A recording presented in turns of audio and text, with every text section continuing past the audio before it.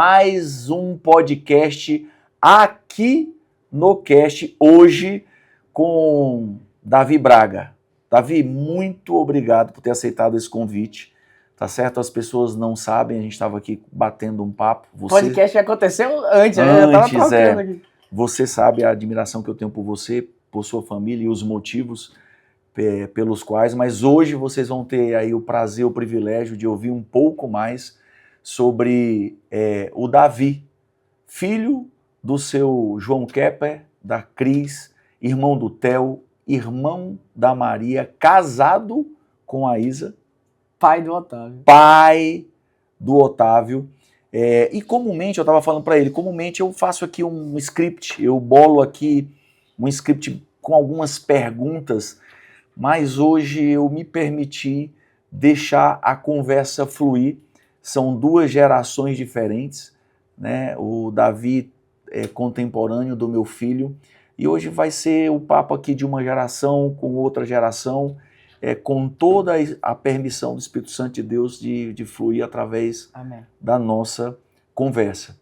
Então, o que é que eu quero? Eu quero começar te passando a palavra para que você fale para as pessoas quem é o Davi Braga, que poderia ser Davi Kepper Braga. Poderia, quem sabe? Quem sabe? Quem é, né, o Davi Braga? Não o que as pessoas costumam ouvir, mas quando você olha para você, quem é o Davi? Primeiro, obrigado pela oportunidade de estar tendo essa conversa. Eu acho que se tirasse esse microfone, a conversa seria igualmente interessante, porque eu gosto de estar contigo, acho que você gosta de estar comigo. Todas as vezes que a gente teve trocas, ou seja nos bastidores do Método CIS, ou seja em 15 minutos que a gente se encontra no evento, ou no aniversário de criança que a gente se encontra, eu sempre aprendo muito contigo. Então eu vim aqui hoje realmente para ter as conversas que a gente costuma ter, e que bom que agora as pessoas de casa vão ter a oportunidade de ter esse microfone aqui e acompanhar aquilo que é uma troca real. Que acontece no nosso dia a dia. Então eu acho que os melhores podcasts são esses. É uma conversa que eu teria sem microfone, e agora que massa, as pessoas vão estar junto com a gente. O Davi é um cara curioso, é um cara criativo. Davi é um cara intenso, que gosta de descobrir coisas novas. Davi é um cara que nunca aceitou o status quo. Davi é um cara que sempre buscou encontrar o seu próprio caminho, mesmo que estivesse disposto a perder por isso. Davi é um cara que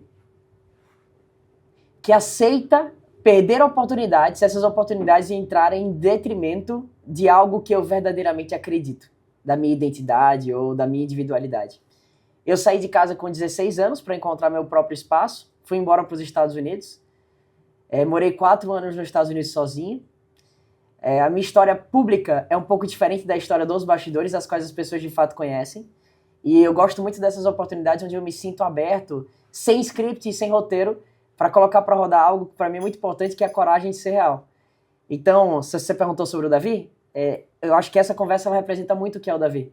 É o Davi que é muito maior, mas não é maior sobre a ótica do que as pessoas ficam dizendo. É que tem muito mais aqui nesses bastidores até mesmo do que o que as pessoas sabem na frente das câmeras. Um Davi que é a imagem e semelhança de Deus, um Davi que vive em uma dependência cada vez maior a Cristo, um Davi que acredita no mover do Espírito Santo e que vive procurando lugares para se colocar abaixo da nuvem de Deus, seja lá onde for. Um Davi que para onde Deus apontar ele vai com muita verdade, com muita coragem, com muita ousadia, mesmo que esteja em desalinhamento com as minhas próprias vontades. Então acho que esse é um resumo muito legal do que é o Davi. De quem é o Davi. Quantos anos, Davi, você tem? Tenho 25 anos. 25, a idade do meu filho. Nasceram na mesma época. E na mesma safra aí. Na mesma safra, são na mesma safra. E aí eu quero... E somos dois pontos fora da curva da mesma safra. Acho que isso é diferente. Né? Eu quero aproveitar essa tua apresentação, sabe, Davi? Para trazer luz para as pessoas que estão nos ouvindo, porque é muito raro e é incomum, aos 25 anos, eu, por exemplo, eu fui olhar para a minha identidade com 36 anos. 37 anos eu fui procurar pontos da minha identidade. O mais comum E o que foi comum para mim era quando alguém perguntava quem eu era, eu falava muito mais sobre o que eu fazia e em algum ponto sobre o que eu tinha, sobre as características da minha identidade. Mas olha, por onde que eu quero começar esse papo, tá? Eu sei, e eu lembro na sua história que você muito novo criou uma startup, uma empresa.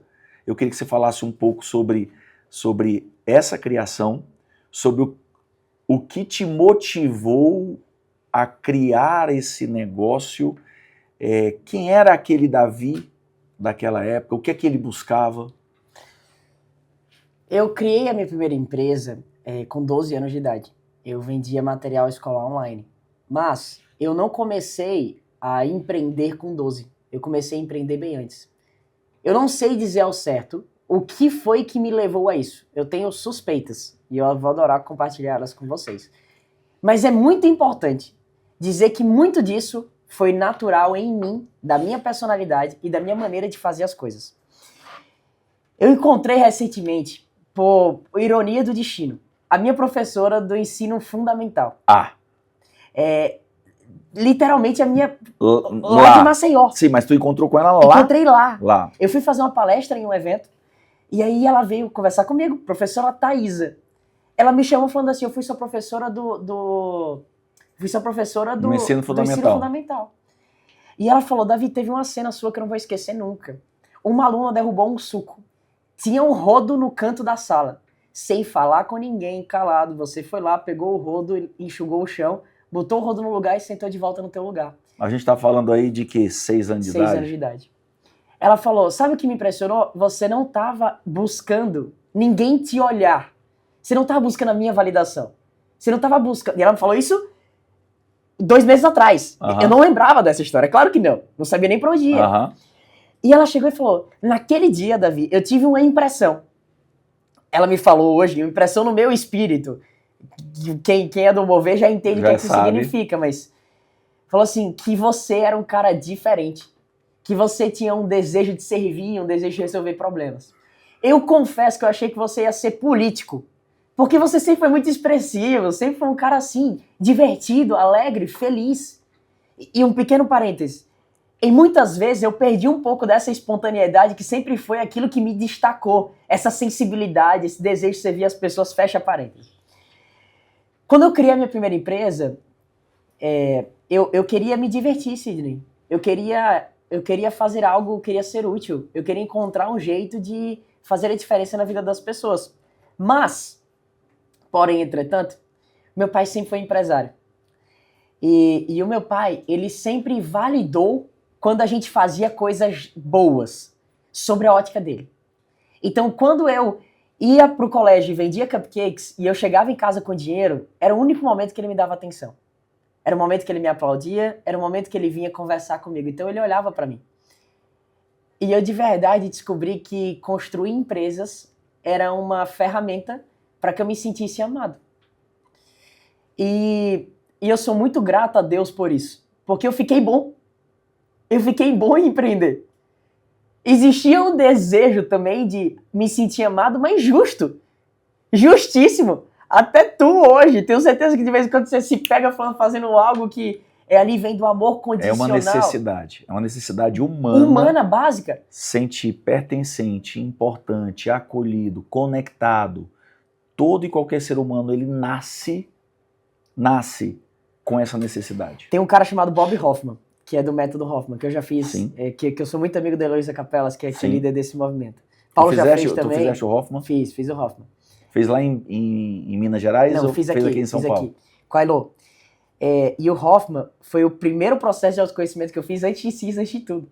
Então foi uma pedrada na minha cara. Qual idade tu tinha quando tu fez Hoffman? Eu tinha 18 anos de idade. Novo. Eu fiz novo. Eu já fiz 26 processos de autoconhecimento. É longa essa história. Eu fiquei apaixonado por esse universo. Vocês precisam ver o Davi numa sala de aula. Você precisa ver. Tipo, recebendo o conteúdo e transformando o conteúdo. Recebendo o conteúdo e transformando o conteúdo. E colocando para rodar às vezes. Mapeando o conteúdo. Eu já escrevo, transformo em método.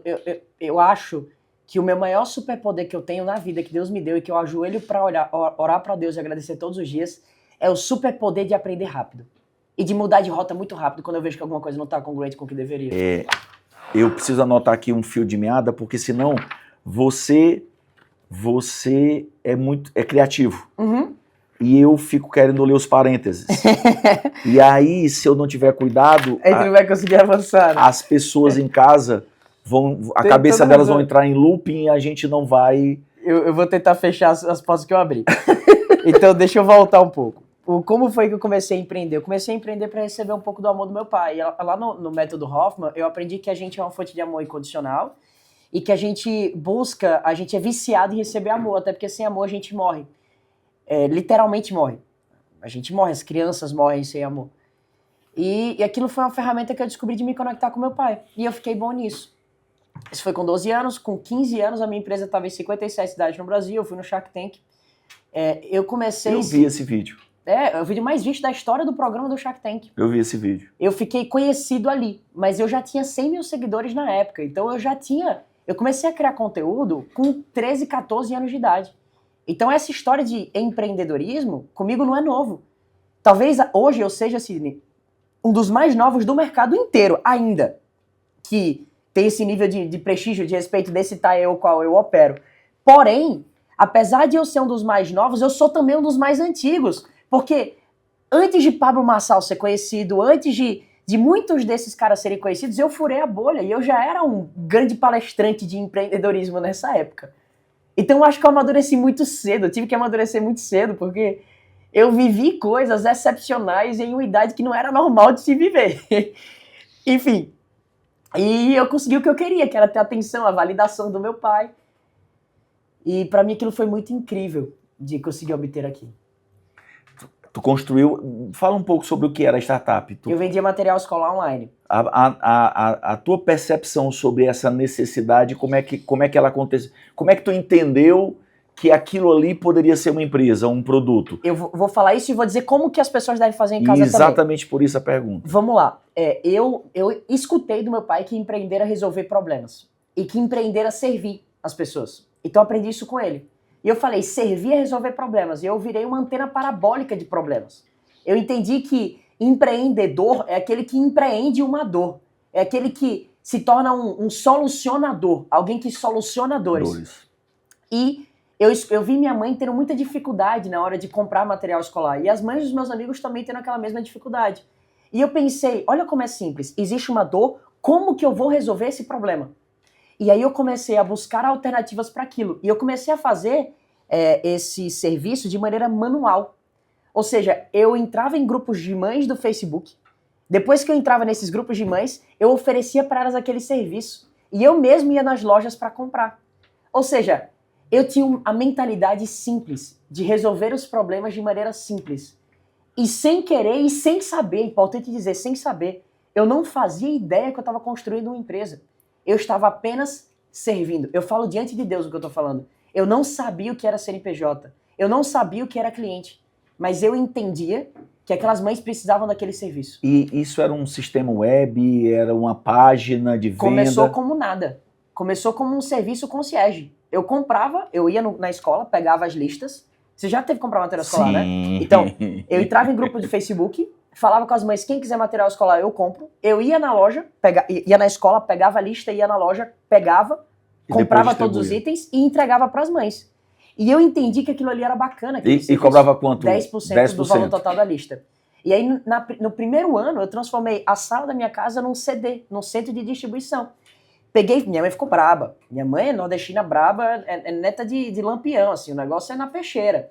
Eu peguei e transformei a sala da minha casa num centro de distribuição. Eu peguei fita crepe, post-it e ia escrevendo os nomes, porque eu comprava todos os produtos de uma vez só e eu precisava empacotar aqueles produtos para entregar para as mães. E eu vendi papo de 70 listas de material escolar, 80 listas de material escolar.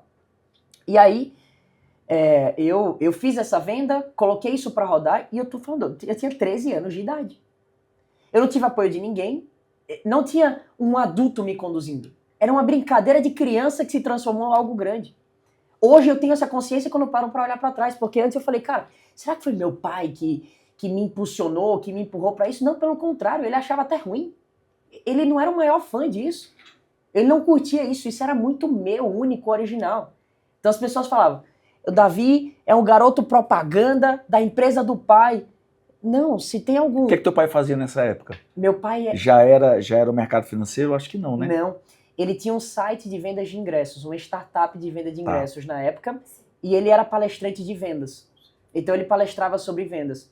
E estava começando alguma coisa sobre investimentos em startups. Então foi basicamente nessa época que ele descobriu um pouco mais desse mundo. Ele tinha algumas empresas, ele tinha time de vendas porta a porta, negócio de vendas. Meu pai já era um empresário relevante no mundo offline, mas não no online. Então a gente morava em Maceió, morava bem. Quando eu criei essa empresa, eu só fui entender que eu estava empreendendo, que eu construí a empresa, quando eu precisei pagar a primeira ata de imposto. E quando eu precisei contratar as primeiras pessoas. E eu acho que eu descobri isso nem muito cedo, e eu tô mapeando agora. Isso que eu tô falando, eu tô meio mapeando agora. Você falou, tô resgatando a linha do tempo das coisas. Eu achei que eu tava rico. Eu tinha certeza que eu tava rico naquela época. E eu achava que todo o valor que eu tava transacionando era meu no meu bolso. Por que, Davi, que eu manifestei aqui esse sorriso, né? Porque a maioria dos empresários, quando começam a empreender, confunde caixa com lucro. E aí, quando o dinheiro começa a aparecer, a primeira sensação que o cara tem é... Tô gigante. Tô rico.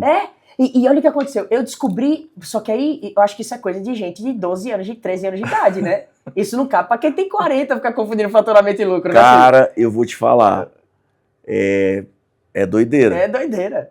Mas quem tá em casa, Davi, e aí é muito eclético o público, quem tá em casa, e eu te falo, eu tô 14 anos nesse mundo aqui, que você me conheceu aqui nesse mundo. Cara, tem muita gente, tem empresas, Davi, que você conhece, você também é mentor, você ensina isso. Tem empresas que ela na sua natureza, ela gera caixa. Uhum. Como assim incidem? Na graça de Deus. Não, e o próprio modelo de negócio, entendi. ele gera exemplo. Um exemplo que vai ficar claro para as pessoas de casa. Mercado, supermercado, mercado. O cara que monta um mercado, ele vai lá comprar arroz. Aí ele senta com o representante lá da Camil, lá do arroz lá que ele vai comprar. Aí ele chega assim, cara, quanto é uma saca de arroz? Aí o cara diz, R$10. E se eu comprar um caminhão de arroz? Não, eu faço para você a 9. E se eu comprar um tremião? E se eu comprar um navio de arroz? Não, a gente faz a 7. Beleza. E você me vende 30, 60, 90, 120, 150 dias? Vendo. Então esse cara do mercado, ele compra a prazo, mas ele recebe à vista. Porque o cara que vai lá no mercado comprar o arroz, ele não vai parcelar o arroz que ele vai comprar todo dia. Uhum. E se parcelar, ele pode adiantar também, né? Ele vai comprar o arroz à vista. Ele até pode passar no cartão de crédito, mas vai passar de uma vez. Uhum. O cara tem uma parceria com a operadora de cartão, 2 dias depois aquele dia está na conta. Então, preste atenção. Esse cara, ele tem aí até prazo médio de pagamento desse caso. O prazo médio de pagamento desse cara, 60 dias. Uhum. Só que ele recebe à vista, ele tem 60 dias de dinheiro no caixa dele, que não é dele. Se ele não souber fazer uma DRE, se ele não souber o que é competência, esse cara vai ver, enquanto ele for aumentando as vendas, ele vai aumentando o dinheiro que está sobrando no caixa, e como ele acha que aquele dinheiro que todo mês está sobrando, ele vai dizer assim, é meu esse dinheiro. Tô rico esse dinheiro. Cara, tem muita gente, eu Davi. sei. E eu vejo isso no dia a dia, é loucura. Por isso que quando você falou, eu falei assim, cara, pode parecer coisa de um menino de 13 anos de idade. Eu digo pra você que tem uma galera que vai assistir a gente e ainda hoje mete a mão no dinheiro que ele não sabe que é dele e não mete por uma estratégia. Não é porque ele percebe o custo-oportunidade do dinheiro. Não é porque ele percebe, cara, esse dinheiro está aqui no meu caixa, não é meu, mas se eu comprar esse leão aqui, eu vou ganhar com esse leão e depois eu devolvo o dinheiro que não é meu, ou então eu crio uma outra empresa, um outro negócio, e depois eu devolvo o dinheiro para cá. Não é assim. Ele vai comprar o jet. E aí cabe eu falar uma coisa. Eu acredito que é exatamente por isso, muita gente fala assim, como pode um moleque de 25 anos de idade ser mentor? Ou mentorear empresários que são milionários ou bilionários? Eu anotei isso aqui, tá? Eu tenho uma resposta para isso. A resposta é simples. É porque eu resolvi aos 13 anos problemas que empresários... Eu vivi aos 13 anos problemas que empresários continuam enfrentando hoje. Eu vou estruturar a pergunta que eu tinha feito aqui. A pergunta que eu fiz aqui para ele foi, como é para você, aos 25 anos, ser mentor de empresários que... Tem o dobro da minha idade. Tem a minha idade de empreendedor. Que tem 40 anos de idade, que tem 30 anos... E como é enfrentar esse paradigma? É fácil. Né? E como é enfrentar esse paradigma? Porque como é subir no palco, ou como é conversar, ou talvez ouvir, não sei, não estou no teu dia a dia, mas talvez você tenha escutado algumas coisas, e é comum na nossa área, alguém falar assim, puxa vida, esse cara nunca realizou e está ensinando um negócio aí que ele nem sabe se ele faz ou não faz. Como é para ti isso aí, no dia a dia? Eu acredito, Sidney, que a autoridade, ela não vem da idade, ela vem do serviço feito, operado. Resultado.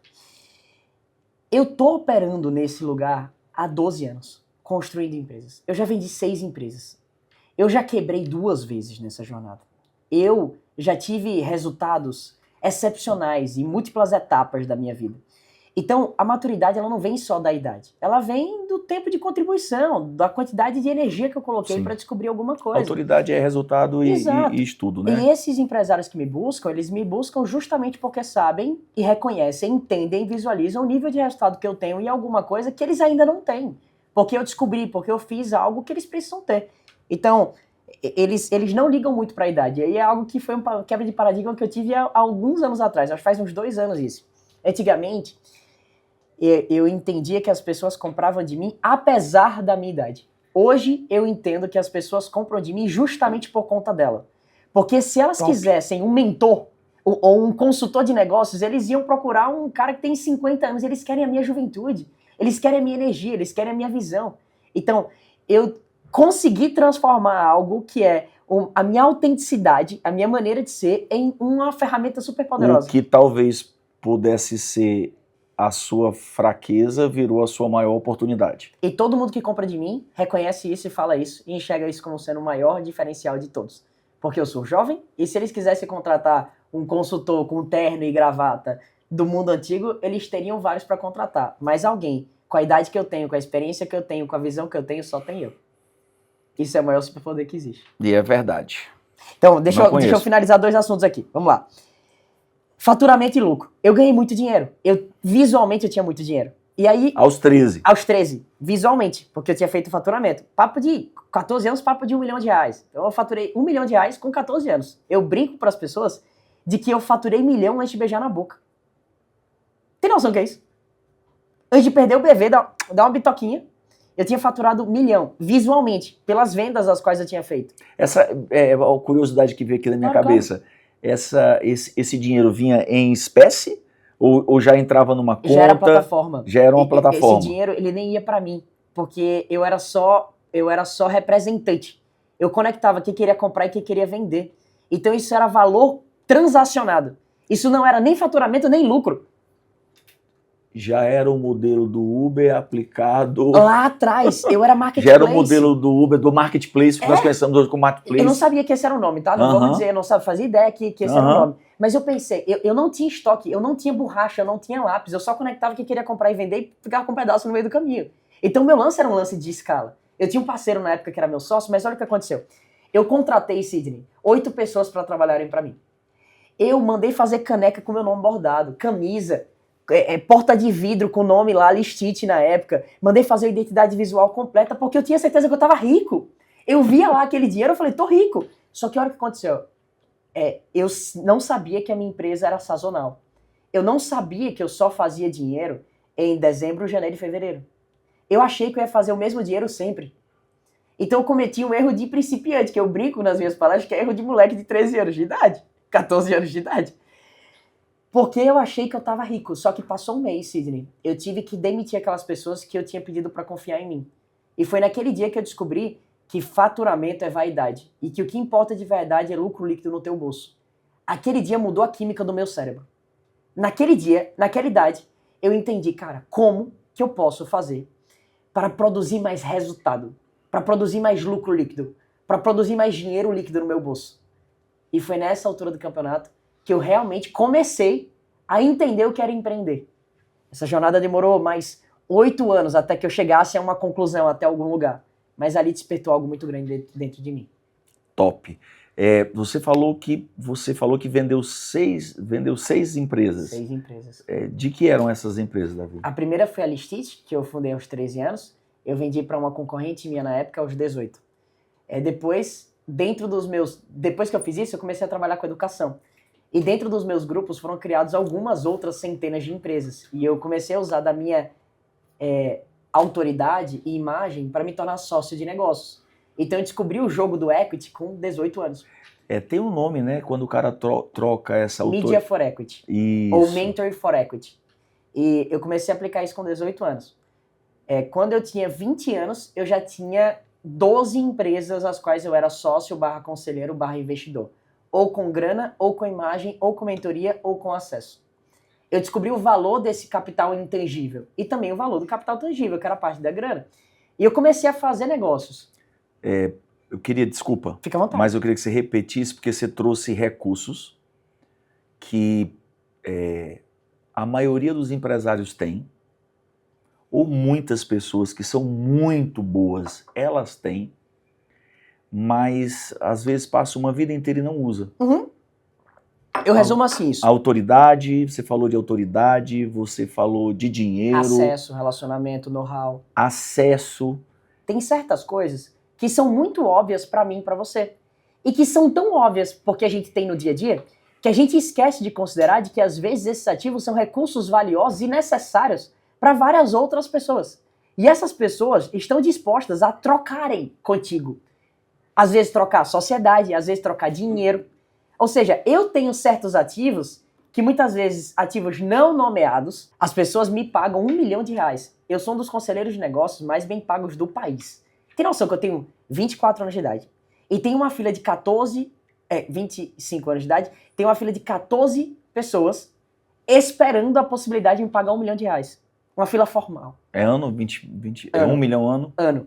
Para um processo individual comigo. Que é o único processo individual, a gente chama de life, que eu tenho. E eu fico pensando assim, cara, o que é que essas pessoas enxergam? Tem certos valores ali, tem valor na minha visão, tem valor no meu acesso, tem valor no meu relacionamento, tem valor nas palavras as quais eu posso trazer, tem valor na minha história. Então eu aprendi a não apenas dar nome a isso, mas eu aprendi a perceber valor nisso. Mas tem uma sacada aqui que mudou a minha vida. E a minha também.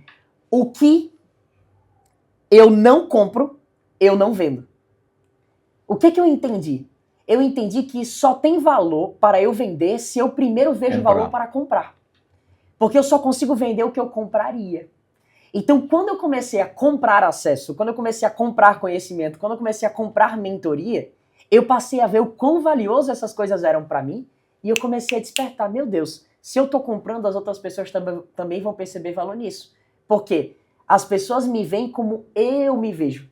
Então, se eu não vejo aquilo como valioso em mim, eu não sei dar nome ou reconhecer aquele ativo, ter autoestima para dar nome àquilo, eu não consigo vender, eu não consigo perceber como algo valioso e, por consequência, eu não consigo vender para as pessoas.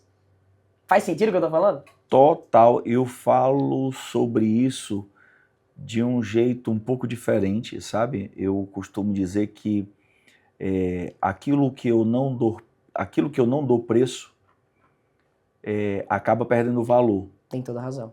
Tem coisas na vida da gente, Davi, que por não colocar preço, a gente perde a perspectiva do valor. Vou tornar isso tangível, tá? Eu lembro no meu processo de autoconhecimento, em um dos treinamentos que eu tive com o Paulo chegou numa presença de espírito muito grande perto de mim e perguntou por quanto que eu venderia o Sidney Neto. Caro, hein? Aí falou assim, quanto é o CD Neto? Eu falei, cara, não tá à venda. Aí falou assim, mas vamos fazer de conta que eu sou... Você tá lá no Catar, lá na Arábia Saudita, eu sou o sheik. E assim, você tem duas opções. Ou você me dá o valor e me vende, ou então você vai levar ele para casa num caixão. Pesado, hein? Aí eu disse, eu não sei nem falar o número então. Ele falou assim, pô, então escreve aí no papel. Eu peguei a apostila e eu saí, cara, 999 ponto, 999 ponto, 999 ponto, 999 ponto. Cara, aonde tinha um pedacinho branco, eu saí escrevendo aqui no extenso assim, ó, circulando, sabe? E aí, tipo assim, naquele último espacinho eu coloquei assim, vírgula 00.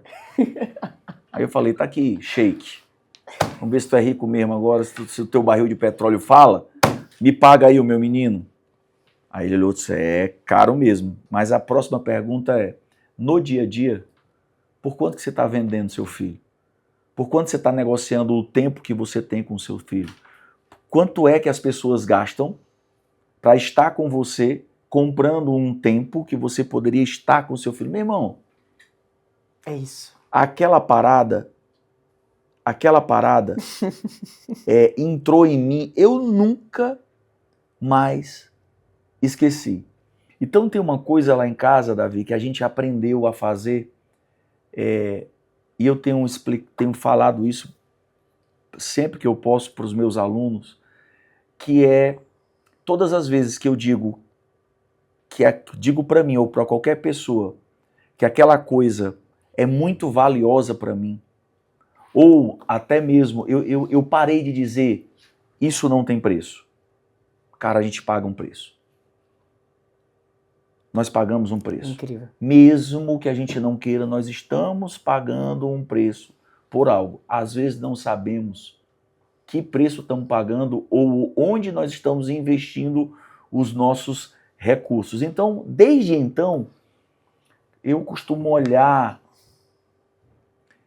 para as coisas que eu digo para mim que não tem preço, né? Que eu dizia que não tem preço, é como se tivesse uma etiquetinha digital, entendeu? Eu olho para o meu filho, eu vejo aquele 999999.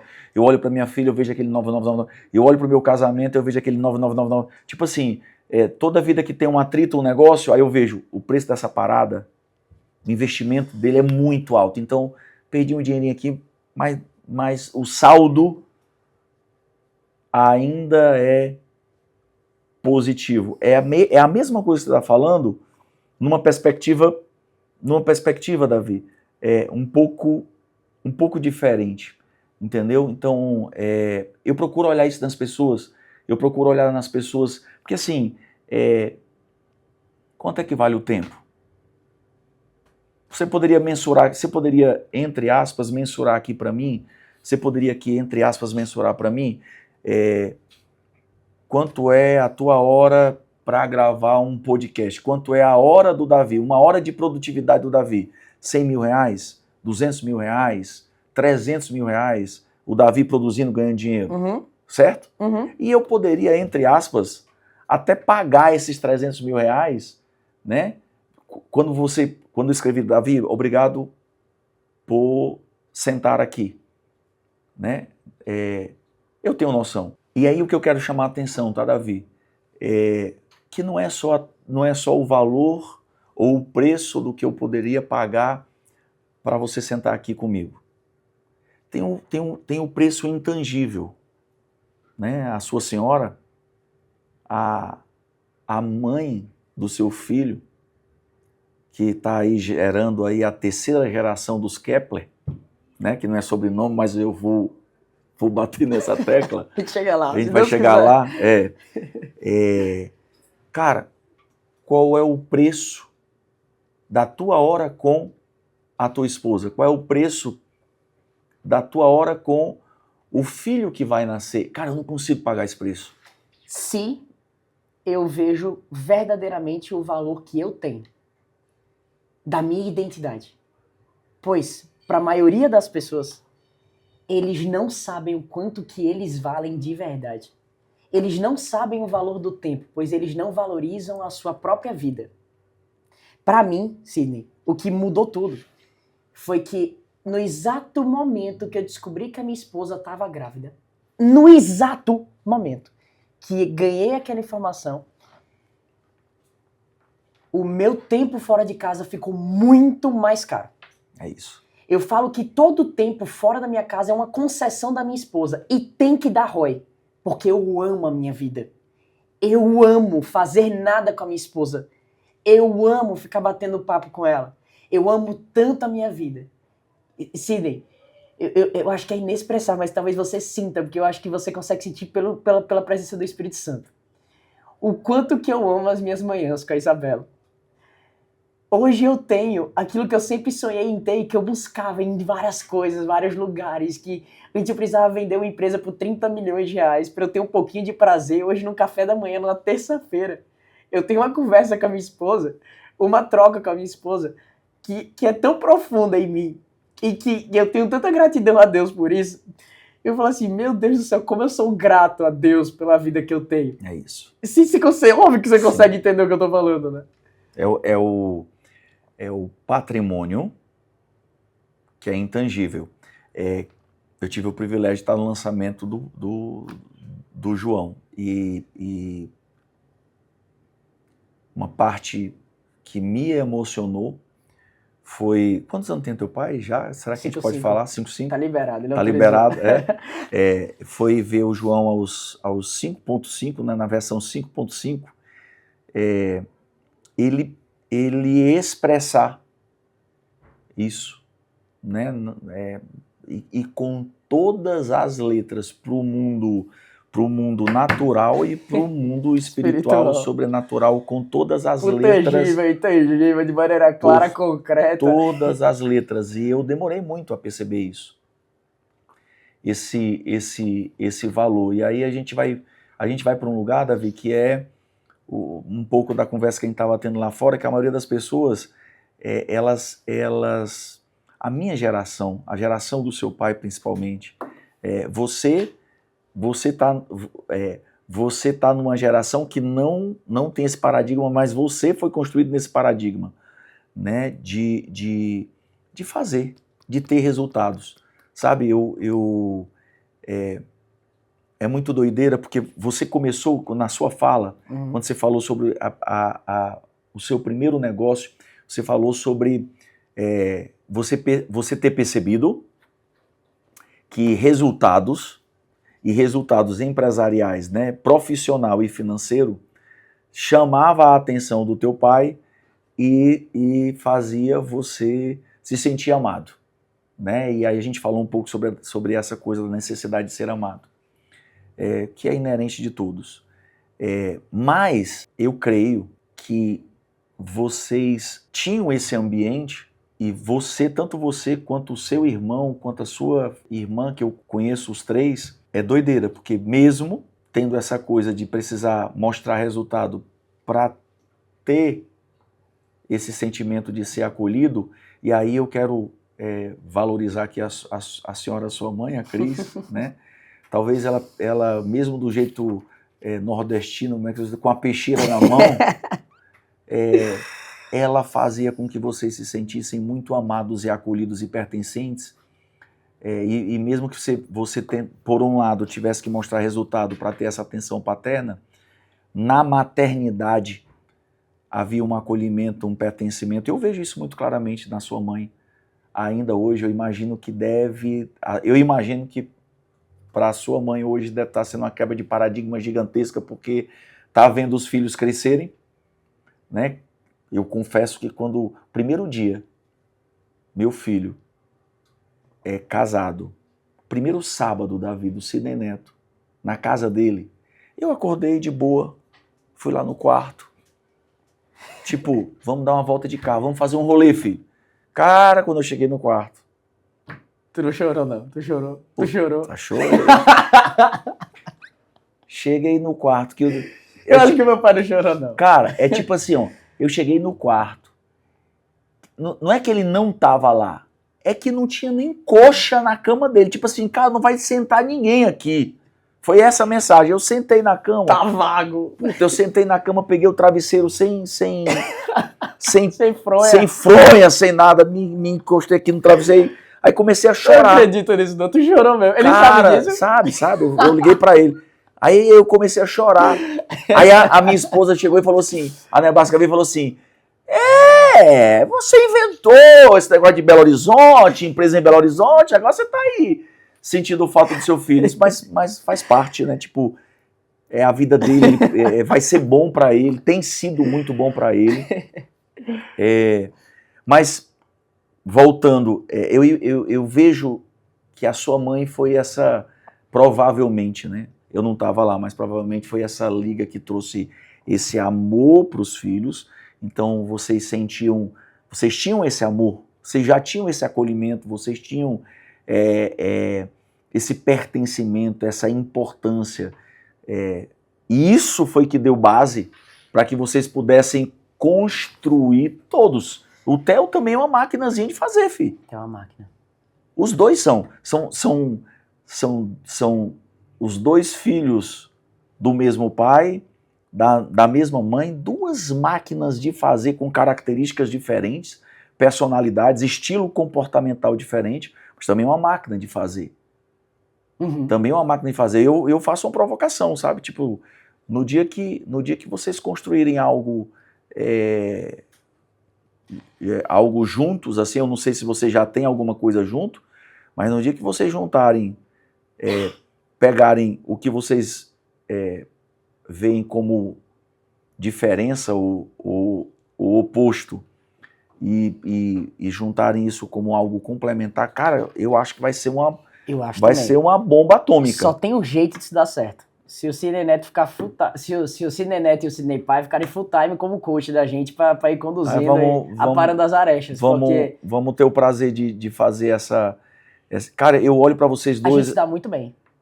Mas eu sei disso, eu sei que é nítido. Uhum. É nítido que vocês se dão bem até nas diferenças e respeitam as diferenças. O que eu estou colocando na mesa é que na hora que essa diferença virar complemento, isso é uma bomba atômica, eu creio. Tenho certeza, eu creio também. Deixa eu te falar uma coisa sobre a leitura que você fez da minha mãe. Eu vou te contar uma história que eu acho que representa muito bem isso. E assim, eu estou trazendo a dona Cris aqui para a mesa, porque comumente, e é só a minha percepção... Erroneamente também, imagina. Porque como é só a minha percepção, comumente tá lá você, tá lá o seu irmão, a Maria e o teu pai e tal, e a dona Cris... Erradamente. E assim, porque um dos questionamentos que eu me fazia, quando eu ainda não tinha intimidade, eu só olhava e eu falava assim, cara, esse acolhimento, de onde veio? Esse pertencimento, essa conexão, essa liga, essa cola, né? Eu conheci sua irmã, a primeira vez que eu tive com a Maria foi em Orlando, uhum. lá no Downtown Disney. Eu acho que a Maria tinha o que ali? Tinha 12 anos, 13 anos, talvez não tivesse muito mais do que isso. E uma menina pronta, desenrolada, e tio isso e tio aquilo e tal, e já falando inglês melhor do que eu, e eu disse, cara, e aí eu provocado para olhar. Então, eu queria que você falasse também da importância, né, da dona Cris. Tem duas coisas aqui. A primeira delas, Sidney, talvez vai ser um pouco difícil para as pessoas de casa entenderem. E eu falo isso com muito temor, muito mesmo. Porque eu conheço o mover do Espírito Santo e eu conheço o mover de Deus. Eu acredito, de verdade, que Deus tem algo específico, único e original com a nossa família. Eu acredito que muito do que a gente vive hoje é graça de Deus, se não tudo. Tudo o que vivemos hoje é graça de Deus. Seu pai reconheceu isso, né? Foi tudo perfeito, Sidney. Foi tudo perfeito, do jeito que tinha que ser, com seus erros, dificuldades. É o tipo de coisa que só Deus pode fazer, sabe? A fórmula perfeita, o timing perfeito. É contra qualquer possibilidade de influência humana. Eu sei que foi graça de Deus, porque eu sei reconhecer, eu sei sentir o cheiro do Espírito Santo quando é dele. Então, dito isso, eu quero falar sobre minha mãe. As pessoas, Sidney, elas pensam que o que eu me tornei, que o Theo se tornou, foi fruto do trabalho do meu pai. Mentira, não foi. Foi fruto do trabalho da minha mãe. Eu tô falando isso de maneira clara, enfática e posicionada, porque eu tenho uma história para comprovar isso. Nas minhas primeiras palestras, Sidney, minha mãe pegava, escrevia folhas, escrito assim, ó, fala mais rápido, fala mais devagar, respira fundo. E ela sentava na primeira poltrona, na primeira cadeira, enquanto eu tava no palco, ela ficava, respira, levantava a plaquinha, dizendo isso. Minha mãe treinava todas as minhas palestras. Eu lembro uma oportunidade que eu fui convidado para fazer uma palestra em espanhol, lá em Bogotá. Minha mãe treinou de maneira exaustiva comigo cada palavra da palestra, porque... Pergunta pra mim se eu falo espanhol. Pergunta pra mim. Você fala espanhol? Eu não sei nem pra onde vai! Mas eu decorei 30 minutos de palestra em espanhol. Minha mãe decorou comigo. Sentou do meu lado pra fazer. Então, a minha criatividade, a nossa criatividade veio da minha mãe. Então, talvez a energia de ir pro mundo veio do meu pai. A provocação veio do meu pai. Mas o acolhimento, a liga, o cuidado, o amor, o carinho. É isso. Até a noção de cuidar do feminino. O Theo é um cavalheiro. Eu também. A Sim, Maria... os dois são todos muito... cara, vocês são diferentes. É verdade, Sidney. E eu falo isso com muito... Sem arrogância nenhuma. Eu falo isso Vocês só são diferentes. olhando pra verdade. Quem tem o privilégio de ter um acesso um pouco além, vocês são diferentes. Não são personagens criados para performar. Vocês também performam. Por coincidência. Vocês então, também performam. Para deixar tudo isso amarrado, dentro da minha casa, a gente reconhece muito e visualiza o papel que a minha mãe teve nisso tudo. Porque se não fosse ela, a gente não estaria aqui, mas definitivamente não. Meu pai estava muito ocupado fazendo as coisas dele no mundo. A gente foi criado pela minha mãe. Minha mãe é muito importante. Olha aí, dona Cris. Tá vendo aí? Ela é muito importante. Eu acho que é legal a gente trazer isso, sabe? Porque o Kepler ele preparou os filhos, ele preparou os filhos para o mundo, para o mundo profissional, para o mundo business, para eles fazerem, para eles terem resultado. Mas eu tô trazendo isso porque tem um tanto de pai e um tanto de pai que vai nos ouvir que está na mesma trilha, que está na mesma pegada, que está expondo os filhos ou treinando os filhos de alguma forma para eles terem resultado. Às vezes o pai pega o filho, acorda o filho de manhã e leva o filho para a empresa. Não, você vai ter que aprender, você vai fazer, você vai sentar nessa cadeira. Mas tem que ter o acolhimento, o amor, o pertencimento, a importância tem que vir dos dois ou de alguém. Porque senão aquilo que seria pro bem vai causar o mal, né? Cara, quantos herdeiros vão estudar fora, são preparados e quando o negócio cai na mão, às vezes acaba com tudo, ou então o negócio vai ser a maior infelicidade que ele pode ter. Estamos chegando aqui num lugar porque eu queria trazer a senhora, sua mãe, a Cris, eu não sei nem o nome completo dela, porque sempre foi me apresentado como Cris. Sempre Ela gosta de Cris. Sempre falei como Cris. Cristiana. Dona Cristiana, queria trazer ela nesse lugar aqui de destaque e de honra. Honra. É o termo, eu queria que as pessoas que estão ouvindo entendessem como é que pode funcionar dentro de uma casa a parceria de um pai, de uma mãe que estão focados mesmo com seus... Sabe, Davi, você falou algo, você falou assim, com todos os acertos e com todos os defeitos, né? O Espírito Santo estava lá e estava cuidando. Eu acho que isso é uma das coisas que a gente não entende, porque às vezes a gente acha que se tudo está indo bem é porque Deus está abençoando. Se a coisa não vai bem, é porque tem alguma maldição, o inferno está atuando, e não é. Não necessariamente, nem sempre. E não é, né? O meu pastor amado, querido pastor Luiz Hermínio, ele fala uma coisa assim, Deus nunca perdeu o controle. Eu sou crente desde os 13 anos de idade.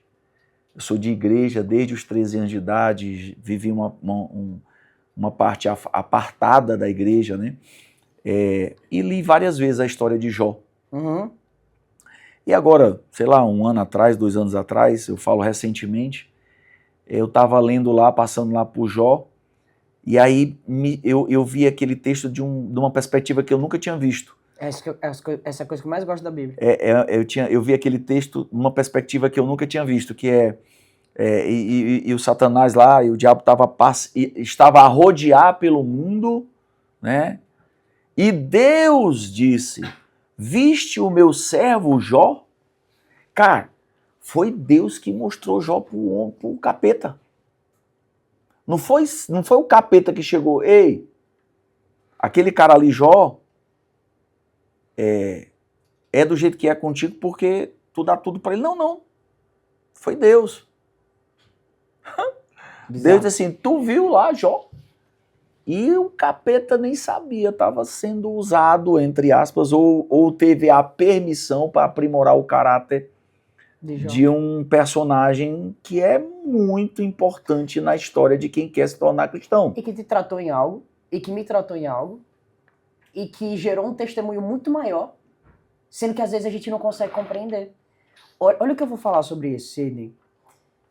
Eu não sou crente há tantos anos assim, mas eu sou um cara muito intenso, estudioso, mergulho, busco entender e amo mover de Deus. Então eu venho estando nesse lugar há algum tempo. E eu falo sem medo de errar que as minhas maiores forças, elas vieram das minhas maiores dores. Mas eu não tinha recurso, competência, capacidade na época de dizer e de interpretar e de entender assim. Então muitas vezes eu chamei de maldição o que era justamente a melhor ação que Deus poderia fazer, impulsionadora de destinos. Porque se hoje eu estou vivendo o que eu estou vivendo é por conta das permissões que Deus permitiu que eu enfrentasse. Gosto desse termo, permissão. E o que eu enxergo é que talvez, eu tenho uma metáfora na minha cabeça, isso coloca na minha conta, isso não está na Bíblia, mas eu acredito que durante a crucificação de Jesus, eu enxergo que ali foi um show. E demônios estavam lá, anjos estavam lá, meio que estava todo mundo ali olhando aquilo e visualizando aquilo. E eu criei um diálogo na minha cabeça de 2 demônios assim, meio que falando, tá vendo aí? Esse aí é o Jesus. Ganhamos, nos damos bem, tá vendo aí? E quando eu paro pra pensar, a cada vez que o demônio chegava e incentivava, dar mais uma chicotada, era um pedacinho a mais da redenção que era gerada. E ele achava que ele estava humilhando, e ele achava que ele estava ganhando, e ele ia batia, pá, ia lá dava chicotada, ia lá e botava a lança, ia lá e botava o prego, ia lá e deixava mais um dia. E os demônios lá tudo gritando, achando aquilo a coisa mais maravilhosa do mundo. Em algum lugar Deus dele, na simplicidade, falando assim, tolinho, cada uma dessas chicotadas que vocês estão dando é justamente o que vai redimir toda a sociedade. É justamente o que vai fazer com que todas as pessoas, no tempo, fora do tempo, dentro do tempo, ontem, no passado, no futuro, em todos os lugares, em todos os momentos, possam entender que Jesus é o Senhor, por conta da sua tolice de achar que estava justamente destruindo o Rei dos Reis. Então, quando eu olho para isso, eu vejo que é nesse lugar onde eu entendo a onisciência, onipotência de Deus. Onipresença. E eu vejo isso, Sidney, de uma maneira tão nítida na minha vida, de que eu aprendi a descansar. Pois realmente, não de maneira lógica, porque eu acho que esse tipo de coisa não se entende na letra fria. Esse tipo de coisa só se entende vivendo. Eu tenho um nível de confiança em Deus. E eu sei da presença dele em todos os lugares, nessa conversa.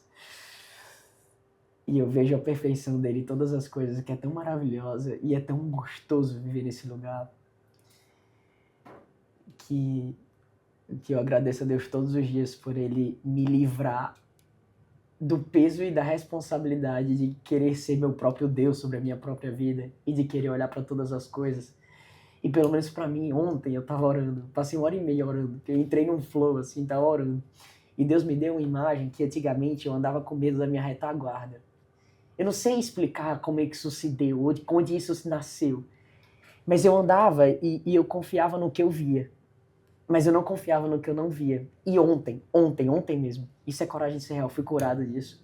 Porque Deus me mostrou o seguinte, enquanto você cuida daquilo que você vê, eu te dou espaço, pode cuidar das coisas que você vê, mas pode ter certeza que tudo aquilo que você não vê, eu estou cuidando da sua retaguarda, Uau. eu estou cuidando do seu futuro, eu estou cuidando da sua esquerda, da sua direita, eu estou cuidando das coisas das quais você nem sequer sabe ou nem sequer vai saber. Então tem livramentos e coisas as quais eu não tenho a menor competência ou capacidade de conseguir colocar em palavras, pois eu não tenho recurso para tal. Mas Deus sabe, Deus está cuidando. Amém. Entende isso? Aham. Amém. É maravilhoso. Amém. Olha só, o Davi, 13 anos, começou a empreender, morava em Maceió, cresceu em Maceió, estudou em Maceió, aquele paraíso que nem todo mundo que está nos assistindo teve o privilégio de conhecer. Deveria. Aquele mar, aquela água. Mas como é que foi a vinda do Davi e da família para São Paulo? Ótima pergunta, Sidney. Como foi a decisão de sair de lá? Qual era o paradigma da época? Como foi quando chegou a recepção e o paradigma criado e o hoje? Ou seja, o antes, o durante e o depois. Sabe quem foi o nosso bandeirante? O Theo. Quem conquistou esse território aqui de São Paulo e veio primeiro foi o Theo. O Theo veio primeiro do que todo mundo. O Theo veio pra cá, eu acho que ele tinha uns 16, 17 anos de idade. Ele veio com 17, talvez 18 anos de idade, ele veio pra cá pra fazer faculdade, foi o primeiro. Antes do meu pai, antes da minha mãe, antes de todo mundo. O Theo, ele conquistou um espaço só dele de respeito, de autoridade. E a gente é nordestino, e a gente sabe como nordestinos são vistos aqui em São Paulo. E o Theo conseguiu acessar um ambiente, Sidney, que foi espetacular e preparou o território pra gente vir. Quando eu cheguei, a tenda já estava armada aqui em São Paulo, pois já tinham espaços que tinham sido dominados e conquistados por conta do trabalho que meu irmão fez. Eu estava nos Estados Unidos, então eu não vi isso acontecendo, porque eu morei lá Que ano foi esse, hein? Ó, eu fui para os Estados Unidos em 2016. Eu fiquei 2016, 2017, 2018 e 2019. Então eu conheci o Theo exatamente nessa época aí, 2019. Quando ele chegou em São Paulo. Eu conheci ele em 2019. A gente saiu para almoçar, eu saí para almoçar com o seu pai e o Theo numa carne de carne que eles me levaram em Gianópolis. Ele me falou que morava ali pertinho e que o Theo fazia FAAP, então o Cinelli fez 2 faculdades, né? FAAP, foi teu irmão que falou assim, tem que estudar na FAAP. Aí ele foi lá e fez a prova da FAAP. E a outra foi a Link, porque daí tu começou a falar da Link, a Nebraska foi conhecer a Link junto com ele, ele transferiu da FAAP para a Link. Depois você pergunta pro Paulo quem foi que botou a Júlia na Link. Fui sim. Eu que apresentei a Link, Sim, conectei apresentou para toda essa galera aí você era embaixador da Link, né? Eu fui sócio da Link. Eu ajudei a construir aquele movimento. A primeira turma, talvez metade dos alunos foram colocados lá por influência direta minha. Então a Link ninguém conhecia. Eu fiz um trabalho de publicidade com a Link que foi espetacular, em troca de mídia por equity. Era uma das empresas que eu fiz o exit, que eu vendi. A própria Link recomprou a minha sociedade depois de alguns anos que a gente teve esse processo lá dentro. Top. Então, eu estava nos Estados Unidos, voltei para o Brasil. Quando eu voltei para o Brasil, eu voltei para fazer Link. Então, o cenário já estava meio montado aqui no Brasil. Já estava meio estruturado. 2020 isso, né? 2020. Foi quando eu voltei para o Brasil. 2020. Aí o Theo já estava aqui e ele já estava preparando. Beleza. Enquanto isso, tá lá o seu João, a dona Cris, ponte aérea para visitar Maceió, o filho.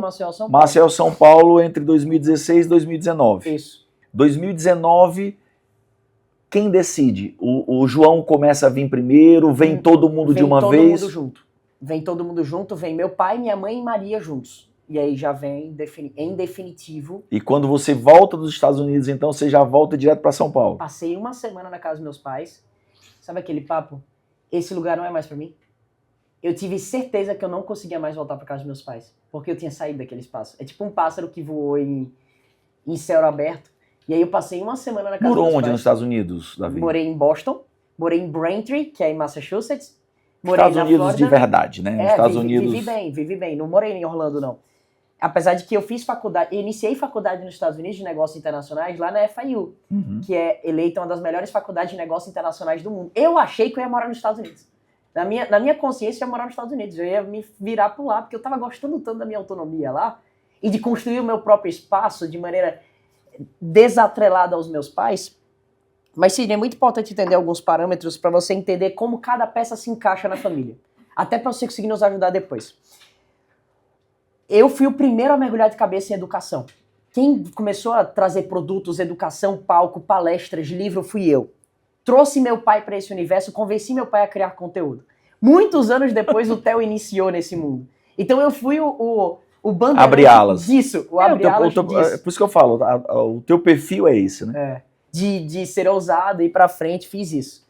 O Theo foi o bandeirante aqui em São Paulo, em termos de relacionamento, networking, e o Theo abriu muitos horizontes. Meu pai sempre foi a retaguarda, assim, em tudo, o cara da visão, sempre deu direção, e minha mãe é a base de amor. E a Maria, a integradora de todas as peças. Porque a Maria, ela não tem ideia do nível de importância que ela tem em tudo que é construído dentro da minha casa. Porque se aquele lançamento do livro aconteceu, não foi por minha causa, foi por causa da Maria, de ter entendido e dentro da diária ter conduzido, ter ensinado meu pai muita coisa. A Maria abre Bíblia pro meu pai. A Maria ensina meu pai as coisas que são as coisas mais simples do mundo, mas que são coisas extremamente importantes. Então, quando eu falo que tem um mover do Espírito Santo ali dentro, é que tem que cada peça foi se conectando e teve o seu nível de importância para tudo isso acontecer, sabe? Sim. 2016, todo mundo lá em Maceió, paradigma. Nordestino em São Paulo, existe uma pré-verdade sobre isso, né? Eu também vivi isso quando eu cheguei aqui. Todo mundo vivendo aqui 2020. Esse momento, todo mundo morando aqui. O que é que você sentiu e talvez ainda sente falta de Maceió? O que é que aqui é diferente, foi diferente para vocês e contribui? Nada. É difícil falar isso, mas para mim nada. Eu saí muito cedo de Maceió. Eu saí com 16, 15, 16 anos. Eu entendi que lá não ia me suprir no que eu precisava. E aí eu fui para os Estados Unidos meio que para encontrar meu próprio lugar, meu próprio espaço. E eu sempre me desenvolvi em paralelo. Então não fez falta assim para mim, de verdade. Agora, teve algo que foi um paradigma quando eu voltei do Brasil, quando eu voltei dos Estados Unidos para cá. Eu entendi que eu queria construir o meu próprio rolê. E essa é a frase que eu sempre usei. Eu quero construir o meu próprio rolê. Eu não quero estar debaixo da alçada do meu pai. O Theo também tem isso, né? Tem. Os dois. Mas o Theo e meu pai estão mais juntos. Sim. Eles fazem mais negócios juntos. Eu vou... Me corrige se a minha percepção estiver errada, tá certo? O teu pai tá junto do Theo nos rolês que o Theo criou e o teu pai entrou junto. É isso. Mas você nem como o Theo também, como meu pai também tem o dele. Exatamente, mas nenhum de vocês está no rolê do Kepler. Né? Não. O Kepler até está no rolê do Theo. Uhum. O Kepler até participa de alguma coisa com o Davi, mas vocês construíram o rolê de vocês. E essa percepção, Sidney, ela é muito, muito aguda, muito sagaz da tua parte, porque é muito difícil das pessoas compreenderem isso. Porque existe uma movimentação lá de que cada um... Eu falei pro meu pai um dia desse, meu pai estava reclamando que nenhum dos filhos queriam trabalhar com ele. Eu ia falar sobre isso. Aí eu falei assim, parabéns pra você, você criou 3 filhos maduros porque quis. Você deu autonomia porque quis. Agora, colha. Parabéns pra você. Ele falou, mas eu não quis. Eu falei, fez. Assim, qual é a minha forma de entender, tá? Qual é a minha forma de entender? E aí eu vou juntando peças. Uhum. Né? Eu vou juntando peças. O Kepler, quando ele começou a trajetória, que ele começou a construir a vida profissional e financeira dele, ele deve ter acessado muita gente que tinha grana e que a grana destruiu a capacidade dos filhos. Então o cara fez fortuna, e aí o cara era forte pra cacete, e os filhos fraco e, sabe? Uhum. E dentro da cachola do teu pai, ele deve ter olhado e deve ter pensado, pô, eu acho que não convém eu dar tanta facilidade pro menino, porque na minha visão, na minha percepção de mundo, quando eu sento nas mesas com os meus amigos, essa história de dinheiro fez mais mal para a capacidade do que bem. Uhum. Não foi bem assim. Porque, na verdade, essa tese veio do pai dele. Então o pai dele já falava isso, Já que falava isso. vida boa, gente fraco, É. vida dura, gente... Então teu avô tinha alguma condição e Tinha não alguma contribuiu? condição e não contribuiu com meu pai. Ah! E ele viu que aquilo deu certo na vida dele Ah! e decidiu replicar a mesma metodologia. É o que ele escreve no livro. Ele tem 2 livros de educação de Sim. filho, é o que meu pai escreve. Ele nunca me disse isso. Mas ele não sabe, mas eu li o livro. Eu falei, eu quero entender a cabeça desse homem aqui. O que é que tem na cabeça desse homem aqui? Eu falo tanto dele em terapia, em coach, eu preciso entender um pouco mais de qualquer lógica. Me ajudou muito a compreender o ponto de vista dele quando ele escreveu no livro que o pai dele não tinha dado nada para ele. Então, é um nível de escassez, é um sistema de pensamento muito sutil, mas tem uma disfunção grande. Sim. Porque o meu pai, ele sempre conduziu a gente pelo ter, pelo fazer, mas ele nunca validou o ser. Até porque ele não tinha o ser dele validado. Exatamente. Então ele não era um cara que amava, que cuidava, que dava amor, atenção, carinho. Talvez meu pai tenha sido um cara que pendeu, imagina, Jesus é amor, mas também é ordem. Sabe? Meu pai pendeu muito pra ordem, pouco pro amor. Porque ele achava, inclusive, que se ele desse amor, ele faria com que a gente ficasse frágil, exatamente. Essa é a minha percepção. É isso mesmo. Tá? A minha percepção parte daí. Tipo assim, parte daquilo que ele foi forjando para vocês e do calor que ele expôs vocês, foi tipo assim, eu vou construir esses meninos, eles vão ser fortes, e quando chegar a hora certa que eles estiverem preparados, eu passo a bola, e aí... Só que aí nessa hora de passar... Só que aí nessa hora de passar a bola, tava todo mundo, cada qual com o seu rolê. Tava cada qual com o seu rolê e no final do dia ele tá no rolê dele sozinho, né? Ele não assume. Olha que doideira. Mas ele fica muito chateado com isso, tá? Pai, a gente te ama, tá? Muito intrigante, né? Eu tive um momento com o Theo, né? Que eu trouxe essa parada de um jeito um pouco diferente do que eu tô trazendo aqui. Porque a gente tem uma linguagem que a gente se entende, que é a linguagem do espírito, a linguagem meio Paulo Vieira, a gente tem uma linguagem mais parecida nesse sentido.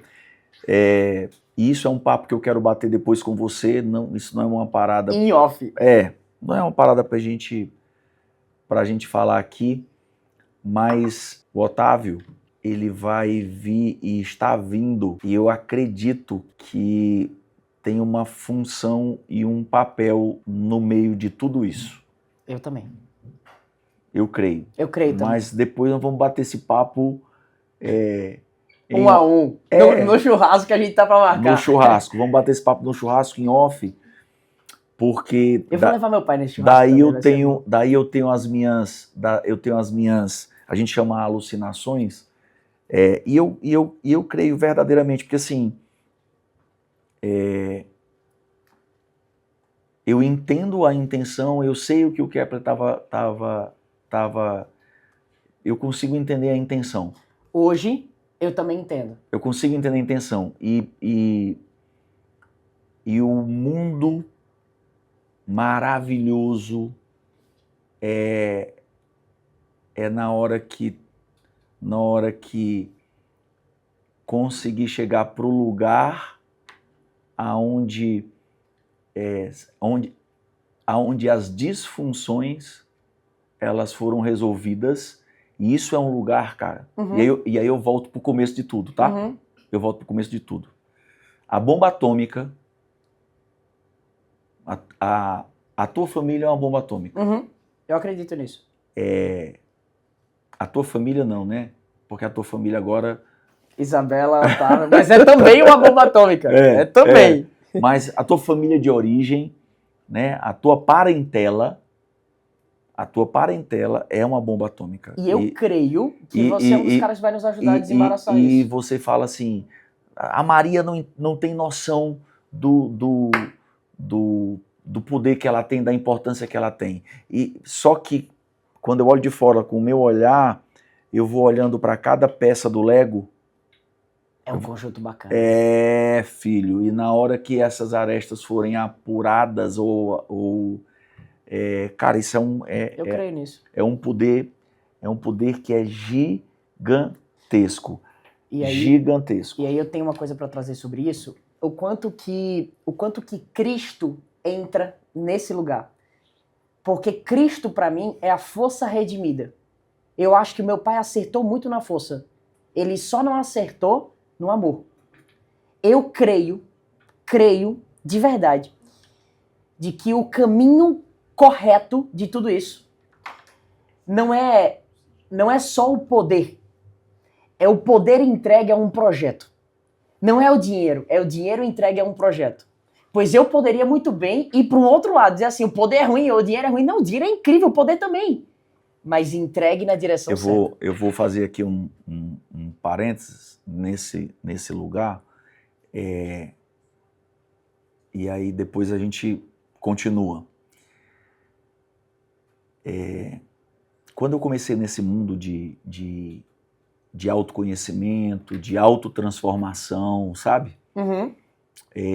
Uma das coisas que eu entendi eu precisava manifestar ou demonstrar mais o amor. Então as pessoas conhecem um livro, As 5 Linguagens do Amor, né? Isso é comum. E dentro da Febracis tem uma ferramenta chamada As 19 Maneiras de Amar. Que legal, não sabia. E a primeira manifestação de amor de alguém é afeto, que é o que você fala. E por isso que eu vim para esse lugar, que é o afeto. O que é o afeto? O afeto é o toque físico, é o abraço, é o olhar, é uma palavra afetuosa que um pai ou alguém tem para com alguém. E quando eu me autoavaliei, eu disse, cara, eu estou muito fraco nisso. Entendi. E aí eu coloquei lá minha esposa, coloquei meu filho e coloquei minha filha. E eu dei uma avaliação de como eu achava que eu demonstrava afeto para cada um deles. Beleza? Uhum. E, intencionalmente, plano de ação, vamos fazer alguma coisa em relação a isso. E aí, só para você entender, uma das coisas que eu fiz foi, a partir de hoje, todas as vezes que eu for sair de casa e todas as vezes que eu voltar para casa, quando eu for sair de casa, eu não tem perigo de eu sair de casa sem ir no quarto do meu filho e da minha filha, beijar, abraçar, declarar alguma coisa. Cheguei em casa, eu não faço nada, eu vou direto no meu filho ou na minha filha, quem eu ver primeiro, mas sempre nos dois. Eu vou beijar, vou abraçar, vou declarar alguma coisa, vou olhar no olho, vou fazer alguma coisa, vou demonstrar afeto por eles. E depois para minha esposa. Passou um tempo e eu certo de que meu plano de ação estava andando. O plano de ação está funcionando. E me avaliando. Putz, agora não é mais 5, agora é 6, agora é 7, agora é 8. Você mesmo se autoavaliando. Eu me autoavaliando dentro do esforço que eu estava fazendo. Sim. E daquilo que eu achava que eu estava entregando. Tem que ser muito maduro para se autoavaliar, eu tenho dificuldade com isso. Cara, nenhuma autoavaliação ela é fiel. Porque eu me cobro demais, sim, ou eu me cobro de menos. Uhum. Então ela não é fiel. Aí, um belo dia... Eu tenho um bom coach pra te indicar.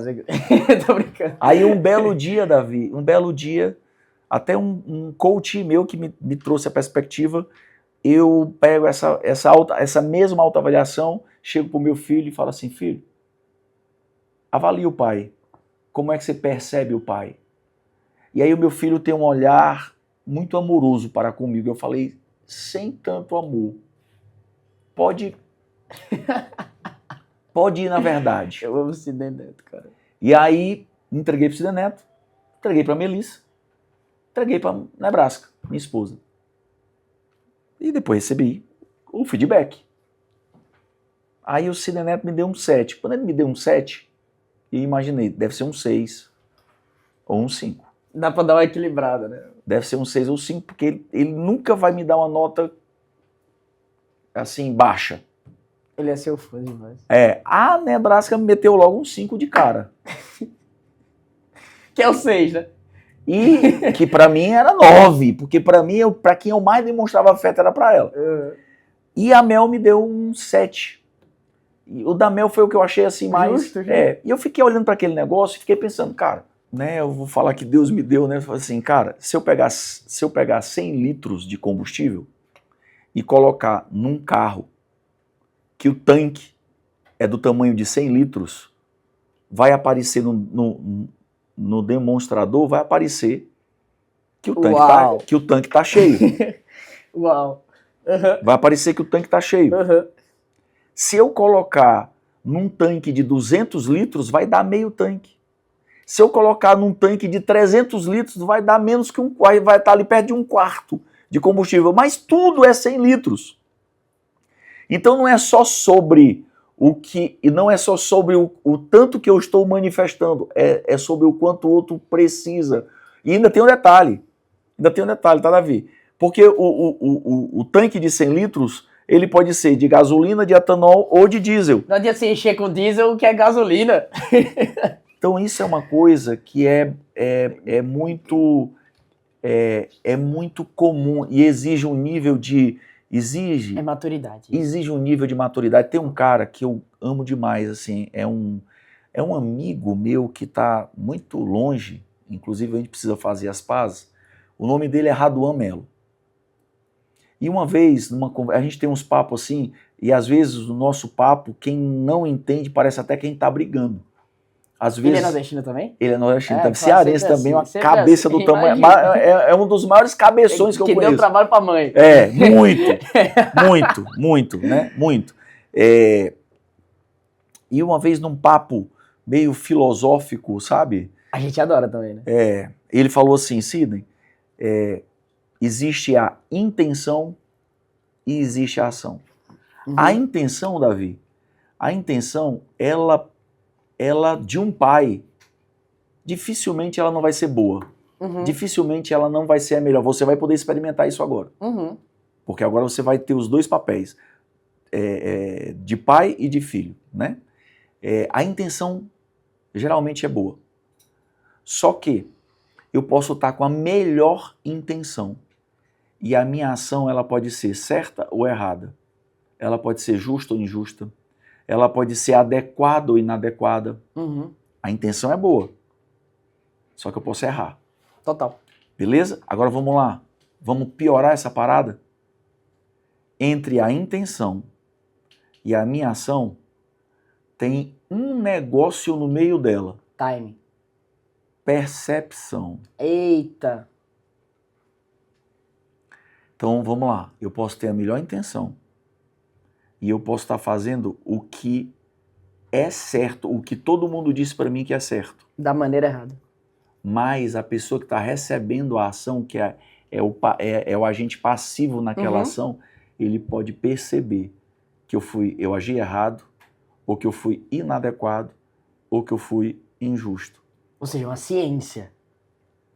E se o cara não tiver muito consciente e percebendo isso, se eu não tiver consciente, cara, percebendo se aquilo que eu estou dando é o combustível que o meu filho se alimenta, na quantidade que ele precisa ser alimentado, eu posso estar com a melhor intenção, eu posso estar achando que eu estou enchendo o combustível dele e pode não estar. Só que qual é o problema? O problema é que se o filho não tiver consciente também da percepção dele, se ele está tendo a melhor percepção sobre... Se ele está tendo total consciência sobre o fato, isso sempre vai deixar uma aresta. Sempre vai ficar uma aresta. Com certeza. Entende? E por que que eu falei que existe método CIS. e por que que eu estou falando de agora você vai poder experimentar isso? Porque vai chegar uma hora que você vai estar na casa do seu pai, né, naquela varanda maravilhosa, com aquele equipamento de DJ, que vai estar, irão estar lá 3 gerações. Nessa geração, nesse momento, vai ter uma geração que não é pai ainda, que só é filho. A sua geração, que já é pai e filho, a geração do seu pai, que já é pai e filho. E aí você pode perceber algo que o seu pai está fazendo e não perceber exatamente de acordo com a intenção dele. E você vai julgar e vai reagir. Mas você pode fazer a mesma coisa em relação ao seu filho. Porque se você não perceber a intenção dele, tu tá entendendo a parada? Total, velho. É muito filosófico. Não, muito filosófico completamente palpável e clara. Tipo, eu posso... Não, é filosófica, vai estar claro demais. Tipo assim, eu posso abraçar o meu filho e está certo que eu estou abraçando o meu filho, mas não necessariamente ele se sente abraçado. Como eu entendo isso? Um dia desse, duas situações com a Isabela. Ela tá grávida, ou seja, o tanque dela aumentou. A mesma quantidade que eu dava antes não é suficiente agora. Descobri isso. Só que eu também descobri uma outra coisa que veio antes. Eu dei pra ela uma bolsa que custou muito caro. Uma bolsa, assim, impressionantemente cara, assim, bizarramente cara. E a Isabela ficou feliz 15 minutos. E eu fiquei injustiçado, injuriado. Pronto, você captou. Porque eu falei, cara, como assim? Eu te dei uma bolsa, foi caríssima. E aí, passou alguns dias, ela pediu pra eu ir pra Pantanal, que é de onde ela veio, ela é do interior de São Paulo, mas ela morou muito tempo no Mato Grosso do Sul, ela tem uma memória afetiva lá. Nós vamos ter que fazer o parte 2 desse podcast. Vai ter que ser. Porque eu tenho uma teoria, já começou, inclusive. Mas o pessoal, eu chego lá daqui a pouco. E aí, ela ficou, depois que eu levei ela pro Pantanal, custou, eu acho que talvez 2% do quanto a bolsa custou a viagem inteira pra ela, pra mim e pra minha sogra. E pro meu cunhado. E eu passei uma semana com ela. E ela ficou feliz um mês inteiro. Ou seja, eu achava que era proporcional ao dinheiro, talvez pela até a maneira como eu aprendi. Mas eu descobri que o tanque da Isabela não se alimentava com o dinheiro. Agora, nesses dias, a gente mudou de apartamento. Sidney, foi um puta upgrade. A gente tá num lugar maravilhoso. A gente tá morando nos Jardins agora, um apartamento maravilhoso. Tipo assim, sabe quando Deus escolhe exatamente o apartamento, falando assim, é assim que você vai morar, eu vejo meu filho lá, um negócio assim, maravilhoso, eu fiz amizade com todo mundo, tá incrível o negócio. E eu achei nas minhas cacholas, com os meus biruleibes, com os meus divertidamente, de que a Isabela estava perfeitamente grata com aquilo. Não estava suficiente, pois eu não tinha dado presença, que era o que ela precisava. Pronto. Então eu entendi que querer não é o suficiente. Intenção. Era boa. Ação. Boa também. Percepção. Péssima. Entende? Então, o auge da consciência... Integrar tudo. O auge da consciência é quando eu, com a melhor intenção, consigo fazer a melhor ação, e a melhor ação, eu só vou saber se foi a melhor ação... Perguntando pro outro. Na hora que eu perguntar ou perceber. Verdade. Que exige o nível de empatia, que eu acredito que é algo que você só consegue atingir no espírito. E eu acho que essa conversa vai ter que parar aqui. Porque se a gente for entrar na percepção do espírito, essa conversa é muito mais longa. Assim, mas acho que eu e você e todo mundo captou perfeitamente. Pronto. Então, o que é que nós vamos combinar aqui? Né? Nós vamos combinar a parte 2, talvez até a 3 ou 4, nós vamos levar isso aqui longe. Vamos embora. Vamos longe. Entra meu pai, traz o Theo, leva aqui, ó. Vamos combinar a continuação, né? Se você pedir, comentar, quiser ver a parte 2 desse podcast, então você vai fazer lá os seus comentários, curtir, compartilhar a página, se inscrever na nossa página, acompanha aqui no cast. Davi, eu quero te agradecer. Eu que agradeço. Agradecer por incrível. esse papo massa que a gente começou aqui. Agradecer o seu tempo, a sua presença. Também quero ter o prazer de ter a Isabela aqui para a gente conversar. Você sabe, não é de hoje, essa casa Febracis é aberta para você, a minha casa é aberta para você, para vocês. Quero muito, me sinto um privilegiado por ser alguém que tem acesso a vocês. Quero poder caminhar mais junto, inclusive, com vocês. Vamos fazer isso acontecer. Tá bom? Obrigado. E vamos já marcar o nosso churrasco quando você terminar aí sua mentoria, que você vai entrar aí agora. Já sai daqui com essa data marcada. Te mando mensagem pra gente marcar. Viu? Ali a tua consciência da agenda. Obrigado. Um abraço. Obrigado pela oportunidade de conseguir falar sobre muitas coisas que eu sempre quis que as pessoas de casa soubessem, mas eu nunca tive espaço para compartilhar. Então eu sinto que isso aqui tá sendo muito importante para mim também. Assim, quando eu fui montar, eu falei, cara, não vou montar. Porque o Davi empreendedor e tal, isso aí é o que todo mundo... As pessoas já sabem. É o que todo mundo vai perguntar, vai querer saber, vai querer acessar. E eu queria entrar nesse lugar mesmo, assim, do ser humano, da pessoa que eu tenho o privilégio de poder conviver pela amizade que você tem com meu filho e tal, mas que nem todo mundo conhece. É verdade.